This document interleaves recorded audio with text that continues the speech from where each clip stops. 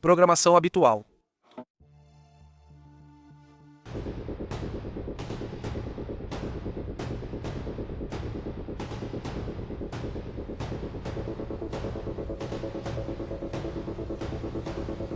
E aí, como estão? Vamos aos detalhes e informações. Este é nosso segundo ao vivo neste 1º de junho. Obrigado à comunidade que nos acompanhou há pouco. Marcelo, Daniel e Eliseu estavam aqui há pouco. Esperamos que acompanhem nossa transmissão ao vivo sobre os acontecimentos mundiais. Agora já não é só uma apreensão, já estão tomando um navio russo por parte da França. Os franceses deram um passo além do esperado, sinceramente. E bom, diante disso já há também reações a nível internacional. O que está acontecendo com esses assuntos? O que está acontecendo com todo esse tema? Pois bem, uma apreensão completa de um petroleiro. Isso poderia gerar uma reação forte do Kremlin.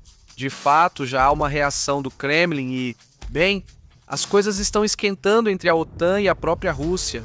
Um tema complicado. Vamos aos detalhes e à informação. Obrigado por nos acompanhar. Obrigado por compartilhar e curtir. Se ainda não fez, compartilhe, ajude e inscreva-se. Se não fez, um abraço. Vamos aos detalhes.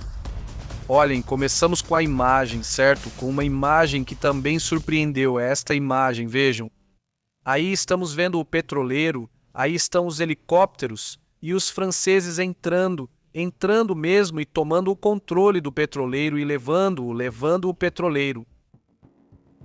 Com certeza vai repercutir. Com certeza essa potência europeia está mostrando força, vamos dizer assim, né? Os franceses ali no Atlântico se movem rápido e Moscou já está reagindo. Agora vamos aos detalhes da reação de Moscou.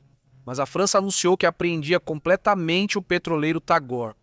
Este é um navio vinculado às redes comerciais relacionadas à Rússia e ao Irã, em uma operação realizada em águas internacionais do Atlântico. A interceptação ocorreu a cerca de 740 quilômetros da costa da Bretanha. Sim, ou seja, segundo o que relatam, depois que o capitão do navio, falando em russo, se recusou a obedecer às ordens das autoridades francesas. Então, os franceses tomaram a decisão de ir atrás do navio desse jeito mesmo. Onde fica a Bretanha? Bom, vamos primeiro para o mapa, vamos para esse lugar. E eles calculam que foi a 700 quilômetros, 720 quilômetros, 40 quilômetros dessa área.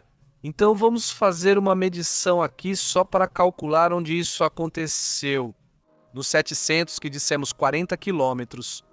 Bom, mais ou menos nessa altura. Mais ou menos nessa altura deve ter sido o movimento que os franceses fizeram. Deixa eu ver, permitam-me. Está por aqui. Vamos dizer que é nessa altura que acontece o movimento da França. Sim, é por aí. Vamos nos afastar um pouco mais. Essa seria a região onde eles teriam pegado o barco. Segundo as autoridades francesas, o navio navegava utilizando de forma irregular uma bandeira de Camarões, uma situação que acendeu o alerta sobre possíveis manobras para evitar sanções internacionais. O presidente Emmanuel Macron defendeu a operação e garantiu que não permitirá que as embarcações sancionadas financiem a guerra mantida pela Rússia. Contra a Ucrânia, Moscou reagiu de forma imediata. O porta-voz do Kremlin, Dmitry Peskov, também veio a público e disse que isso é pirataria ou algo assim. Bem, isso é interessante porque, de repente, chega a ser até um pouco cômico. As reações por parte do Kremlin mostram raiva, mostram incômodo diante desse tipo de movimento. Mas, obviamente, quando fazem isso com eles. Não quando eles fazem, né? Evidentemente, diante desse movimento, Moscou reage dizendo que é pirataria internacional. E isso, quando eles dizem, é uma coisa. Mas quando a Rússia faz um aviso, sempre é um aviso pensando em qual vai ser o seu próximo passo. O Tagor estaria ligado a um magnata do petróleo. Vejam quem é. É Mohammad Hossein Shawkani. Não, é russo. Ou seja, embora o interesse ou o navio seja de origem russa, o petróleo é russo em teoria. Quem administra ou o dono, digamos, do petróleo seria um iraniano. chamado Mohammed ou Mohamed ou Hossein Shawkani. A operação não foi apenas da França. A França é quem conduz a operação, mas digamos que dentro da operação também estava por ali o próprio Reino Unido, não é?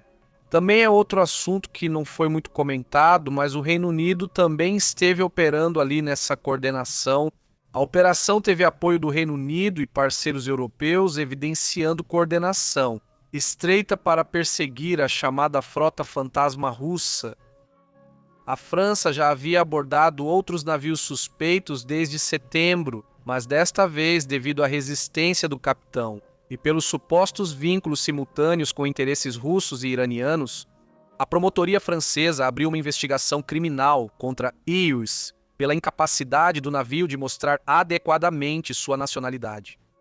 Além da recusa em obedecer às instruções marítimas, os especialistas consideram que esse episódio pode acelerar novas sanções. Isso contra embarcações suspeitas de participarem em esquemas de evasão comercial relacionados ao petróleo russo e iraniano. E esse já era um momento muito delicado nesse assunto, porque no final das contas é isso mesmo. A cereja do bolo que estava faltando ultimamente não tem acontecido. E Putin anda muito nervoso. Se vocês repararem, vejam, nas últimas vezes que ele apareceu, como ele apareceu irritado, incomodado, reage até em coisas que perguntam para ele. E bom, ele lançou os mísseis novamente, não com o mesmo número. Pois é, quer dizer, 2 pessoas morreram. Vamos, é lamentável, mas estamos falando de um míssil caríssimo e um míssil que causa muito impacto visualmente. Os danos foram menores do que aparentam, né?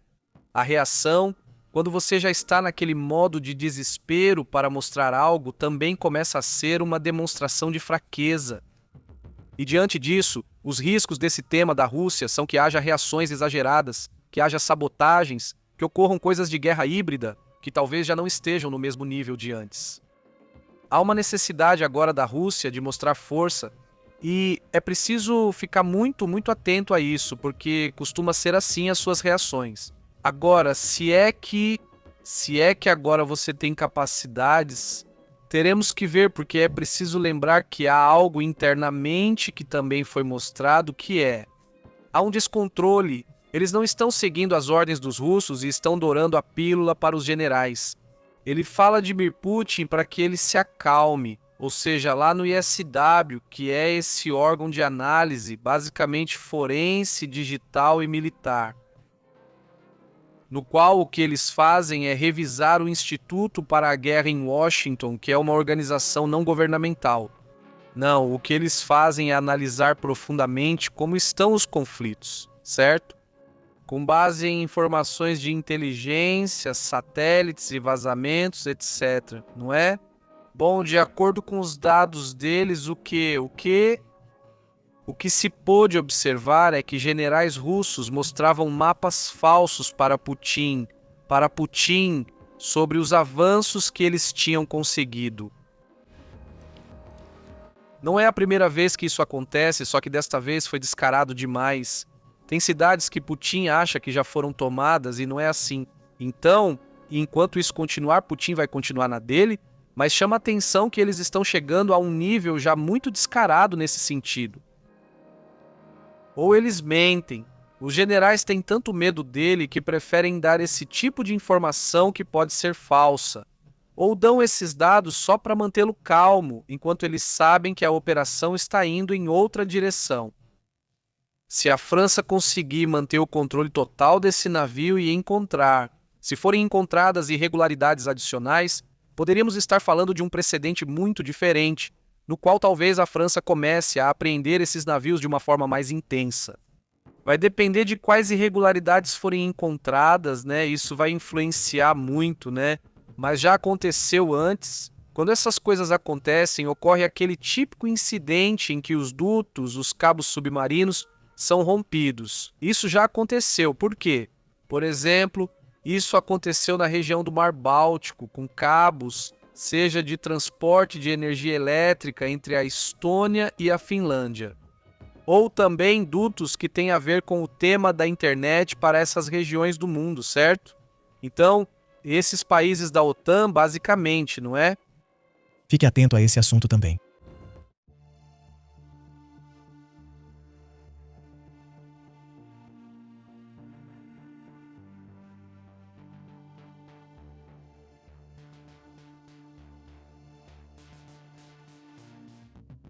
E continuando com o tema da Rússia, há um assunto que chama muita atenção. A economia russa, segundo altos funcionários de inteligência europeus, sugerem que há um declínio na economia russa. Eu não sinto que isso seja uma surpresa. A surpresa é o que está acontecendo e como está acontecendo. Então, e o que a Rússia está fazendo para evitar, digamos, o declínio completo, certo? Essa é talvez parte importante dessa informação. O novo sinal indica que o conflito estaria entrando em uma fase que seria a mais perigosa e talvez a mais silenciosa até agora. Funcionários da inteligência afirmam que a Rússia está intensificando agressivamente as operações. Para quê? Para obter tecnologia ocidental e segredos militares. Ou seja, as operações agora já não são só na Ucrânia, mas também na Europa e na Ásia, para ir e levar informações de inteligência, informações mais técnicas sobre tecnologia, onde, segundo as fontes citadas, o Kremlin estaria usando empresas de fachada, espiões e operações cibernéticas para acessar informações estratégicas. Os serviços de segurança europeus veem isso não como um caso isolado, mas como parte de uma campanha em curso na Europa e em outras regiões, onde diferentes agências de inteligência russas atuam, para levar todos os segredos possíveis de uma maneira muito agressiva. A Suécia, potência tecnológica escandinava, é um dos principais alvos por seu avanço em defesa e desenvolvimento militar. Outro dos alvos também importantes seria a tecnologia relacionada ao Kazakh-Rippen, considerado um dos projetos tecnológicos mais importantes dos suíços, dos suecos. Também um interesse por parte dos sistemas a laser do ensino, de câmeras avançadas e tecnologia espacial, desenvolvimentos até mesmo quânticos e capacidades marítimas com potencial uso militar, em que os russos estão acelerando sua busca para roubar as informações. Autoridades de inteligência europeias alertam que Moscou corre riscos maiores do que antes para obter essas informações. O endurecimento dessas operações coincidiria com o 5º ano da guerra na Ucrânia, que também está prestes a acontecer.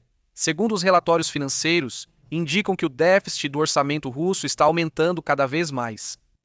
Diante disso, o que eles estão buscando é equilibrar, por assim dizer, tentando obter tecnologias que não podem simplesmente comprar e que precisam buscar desenvolver em segredo. Os relatórios financeiros indicam que esse déficit do orçamento russo está aumentando rapidamente e pode superar em muito o que havia sido previsto. A situação é que pode haver um colapso nas finanças. O próprio ministro das Finanças russo já alertou sobre um sobrecusto multimilionário vinculado à guerra. Ou seja, o ministro da Defesa russo já alertou várias vezes, mas desta vez foi outro país, que é a Estônia. Também alerta que, se as sanções continuarem pressionando a Rússia, eles estarão enfrentando o problema econômico mais grave da história recente para os russos. A grande pergunta agora é: então, como você acelera uma tecnologia militar, se não tem orçamento? Como? Indo atrás dela, basicamente roubando, não é? Então, evidentemente, isso também é parte importante do que está acontecendo. Outro assunto é que na Hungria, perto de toda essa região onde a Rússia tenta continuar influenciando, é preciso lembrar que ali estava Viktor Orbán. Ele, que era o presidente húngaro, há eleições e fica de fora, depois de muitos anos no poder, fica de fora. O Viktor Orbán era um presidente que, apesar de ser de um país da OTAN, era muito favorável à Rússia. Mas entra um novo presidente que é Tamás Siliuk, lembram? Mas eles têm presidente e têm primeiro-ministro que é Péter Magyar. Bem, o novo primeiro-ministro da Hungria está enfrentando o chefe de Estado por sua recusa em renunciar porque ele não quer sair. O governo da Hungria iniciou um processo para destituir o presidente Tamás Siliuk, sendo Viktor Orbán o primeiro-ministro. Entra Péter, novo primeiro-ministro, e há também o presidente. Então, digamos que ele é favorável a Viktor Orbán e não quer sair. Ou seja, ele não quer porque teria que renunciar. Ou seja, não é como se, ou seja, não, mas normalmente eles fazem isso porque dizem, bom, eu já não compartilho os mesmos ideais do primeiro-ministro, renuncio porque há uma maioria que é da oposição. Ou você coloca limites ou te demitem, mas se te demitem, demora mais. Então agora, o presidente, que é como o de segundo nível para os húngaros, não quer sair e vão ter que fazer outras coisas.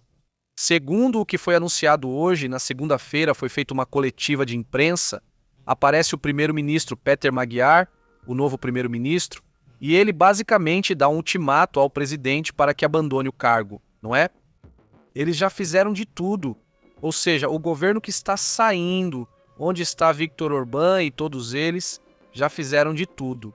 Eles têm queimado papéis, têm destruído documentos, têm feito um monte de coisas para não deixar rastros de tudo o que estavam fazendo durante todo o seu governo. Isso também, evidentemente, mostra que alguma coisa eles devem ter feito, que não é legalmente sustentável, por assim dizer, né? Então, isso também faz parte do que está acontecendo agora mesmo. Vamos para outros detalhes também importantes.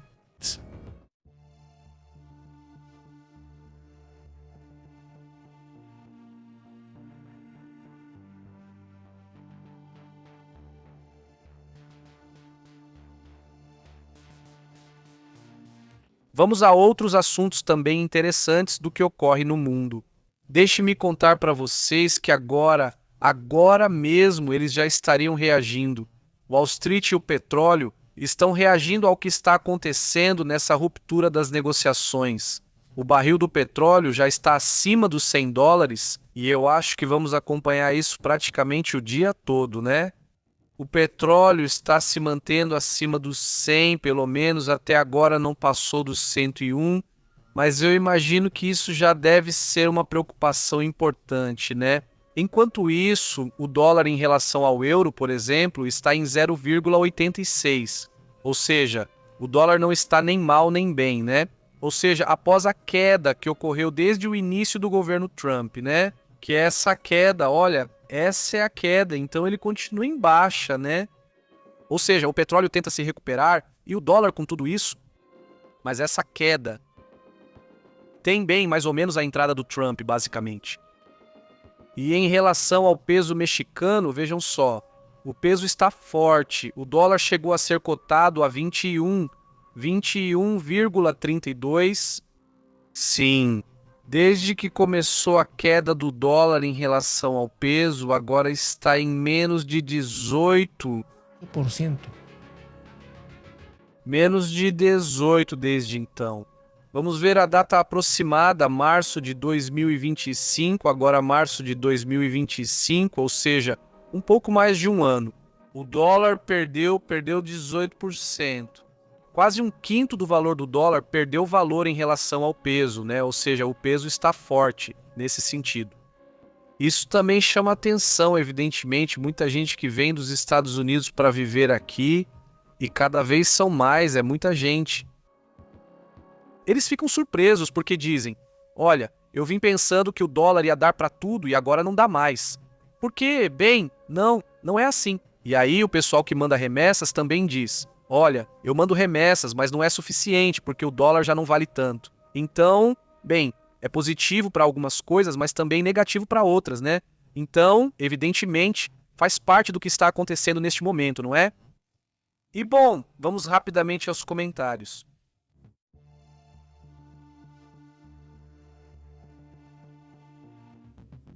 Como estão? Obrigado a todos. Adilson Eliseu, boa noite, saudações. Miguel diz por aqui, bom, aqui no Uruguai o câmbio não quer parar. O barco está fazendo água, diz. O câmbio não quer parar, o barco está fazendo água, diz Miguel. Ou seja, está andando mal ou está forte como está, Miguel. Diz, Uma vergonha e falta de respeito com a música da Copa do Mundo da Julieta Venegas. Verdade que sim, que se não me... Ou seja, não me agradou de verdade. Ou seja, isso, estou muito confuso, não sei como que... Ou seja, o que você espera de uma música da Copa do Mundo, sinceramente eu acho, né? Então, paixão pelo futebol, bom esporte, amizade entre todo mundo. Acabou o assunto. O que você não espera de uma música da Copa do Mundo é querer dizer isso está certo, isso está errado, está muito certo. Ou seja, a questão dos direitos de cada um. Tudo está perfeito para cada um, para o seu momento. Mas em uma música da Copa do Mundo, o que se espera é isso. Paixão pelo esporte, amizade com o mundo. Acabou o assunto? Fora isso, já cansa, já dá preguiça, então, né? Pois é, totalmente, né? Diz finalmente, pronto, já para com isso. Rússia, saudações, Pantelita, como você tem estado? Olá, Daniel, tudo bem? Saudações, olá, quem mais está por aqui em Rublos? OAF, muito bom. Como vocês veem, como vai a Copa do Mundo? Vamos ver, já está chegando, né? Já não falta quase nada aqui. Estão correndo muito, preparando tudo, obviamente. Olha, vamos para a próxima live. Temos live, hein? Tem? Já está acontecendo algo grande em Israel. As coisas estão ficando intensas. Essa é uma das principais razões pelas quais comentamos na primeira live. Sobre o fim do acordo, já não há mais acordo entre Israel e os Estados Unidos. O que está acontecendo neste momento? Vamos lá, vamos falar sobre isso.